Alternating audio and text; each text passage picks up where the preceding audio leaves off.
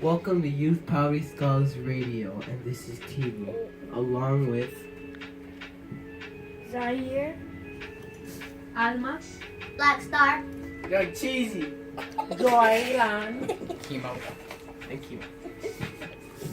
We're here on KEXU 96.1 FM in BlkDisabledHerstory Month with poet author Joy Elan. Woo!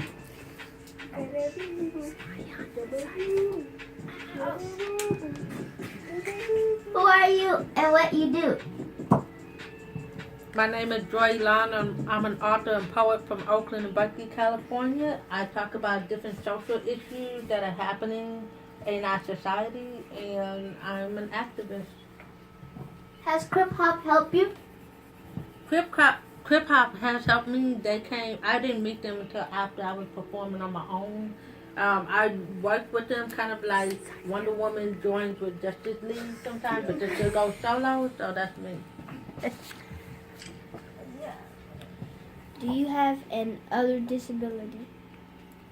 Do I have a what? Another disability? No, my hearing loss is my only disability. I like to say I have a different ability because I don't let my disability stop me. So That's right.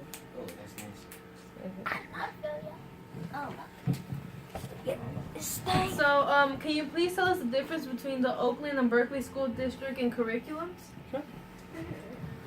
Oakland School District curriculum was more about keeping the kids the basics, whereas the Berkeley School District were more advanced because the students were from affluent families, so they had the resources to do well.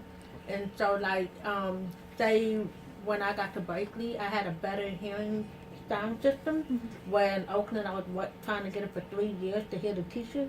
So when I moved to Berkeley, I got it within 2 weeks.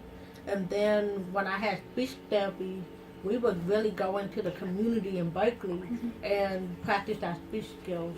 So it's a big difference in terms of what they're able to provide. Right. Thank you. And then earlier today, you had told us how you published a lot of books. What pushed you to publish more books after your first one? After the first book, I realized I said, wow, that was it. It wasn't as hard as I thought it was. So I had other books in me that I had came up with ideas throughout my life. So I just wrote those. My second book actually that I wrote was a novel, but I didn't publish it until 2016 because I wasn't ready at the time. And then poetry, that's easy for me to write about and journal and share with others. So that's how I just kept writing. Did anybody teach you about your disability? Teach me about my tease. Huh? Oh, tease. Yeah. Yes, of course. Another superhero, I like to consider myself like X-Men. Like, I was a good person, but people didn't understand what it was like for me to have these. And these, my hearing aids now are much different than back then. They were bigger. And so I was always teased about the way I spoke and all of that. And actually, that's how I ended up being good at reading and writing, because I learned how to cap. Like, people make fun of me, and I would come back with them with jokes. Like your mama jokes. That ended up being my strength. So people used to think they were making fun of me. Oh, you can't hear. And I'm like, and so what? You can't spell. That's why you can't pass your spelling test or whatever. And I put them on blast. So, it was like, oh, you don't want to mess with her because she'll cap on you. And I still do, actually. I'm good at it. I'm good with them comebacks. So I ended up using language as a way, as my defense mechanism. And so people learned, oh, she's not really that different from us. She just can't hear very well. Nice. So I used to get kind of bullied, but then I learned how to stand up for myself using my words. Because also I don't think violence does anything, but I do believe in Malcolm X by any means necessary. By any means. I'm gonna say the last question real quick. So, you told us about how your friend inspired you to really create your first book because you were doing a lot of different poetries and essays, but you didn't really know how to put them together in that certain way and give you the inspiration. I was wondering if there was anything else that inspired you to create your first book. Anything else that me believing in myself, like saying, hey, I got a story to tell, but also my family, my mom and my family were always supportive. And then I had friends, but nobody really knew my writing except that one person. My mom knew I was a writer, but even when I published the first book, or I told her I had a manuscript, she said, "You wrote a book?" I said, "Yeah." She said, "Why you never tell me you was doing writing?" I said, "I don't know." But you'd be surprised what people do in the darkness and then when it comes to light. Sometimes people don't always share that talent with people because they don't want people to say, "Oh man, whatever, you ain't gonna do that." But I did it. So, you know, sometimes you do have to be careful who you share your dreams and secrets with, and you can't always share it with your closest people because sometimes your closest people are the ones that put you down first. That's real. Zion? I gotta ask, Chemo, what was your favorite book to write? To write? Mm-hmm. My favorite book that I wrote? Oh my gosh, that's like Which Kid is my favorite.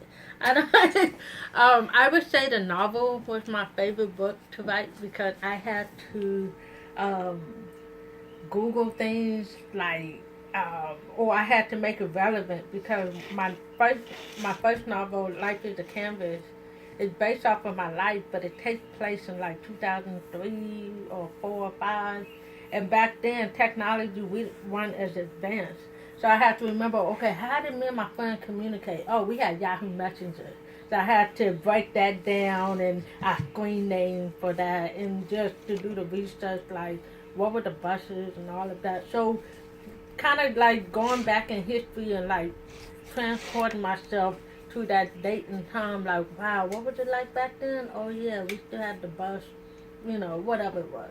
So doing my research for that novel and just putting it out there and, you know, using the Bay lingo because there's not a lot of books that take place in Oakland. And that's what I wanted. I wanted to say, what is it like to grow up in Oakland and Berkeley back then? You know, what were the happening spots back then that we don't have anymore? So, like I said, telling our story. We always read about New York, LA, and Florida, but we don't read about Oakland and San Francisco like that. So. All right, Sonia, we have to close out.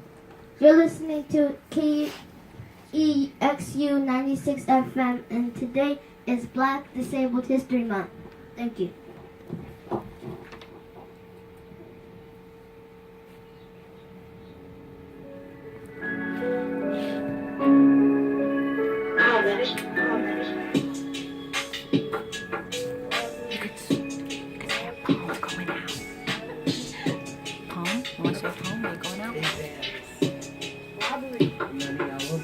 You want me to do a poem? Okay. Okay, cool. We're ending this. Bye. I'm a survivor of the transatlantic and trans-American slave trade. I'm a partisan survivor of rape during slavery. No choice but to carry my babies into this horrible world. My baby being ripped from my womb and arms. My husband, auctioned off for lunch for rebellion. I know that because of my skin complexion, I was working in the house saying yes, master, and acting like I was his loyal subject. Yes, his loyal subject. Subject to all kinds of abuse.